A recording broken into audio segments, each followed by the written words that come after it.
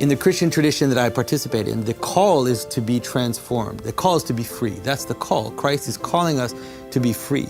And so the idea of like, can you lust or can't you lust or can you do this or not this? The answer is we have desires in us, and these desires tend to enslave us. They tend to pull us into themselves.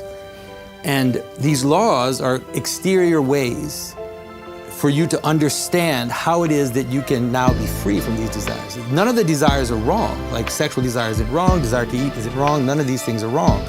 The problem is when they capture you. The subordination. Right, and so it's not about like trying to figure out if I'm sinning or not sinning. Like if I go to confession, I ask forgiveness for all the sins I've done, voluntary and involuntary. It's like I'm sinning all the time, if you want to know. Like every all day long I'm sinning. But the idea is rather that to attend to my desires in the sense so that I'm not captured by them, so that I don't become obsessed, so that I don't fall into that. This is something that I had talked to people in my clinical practice about.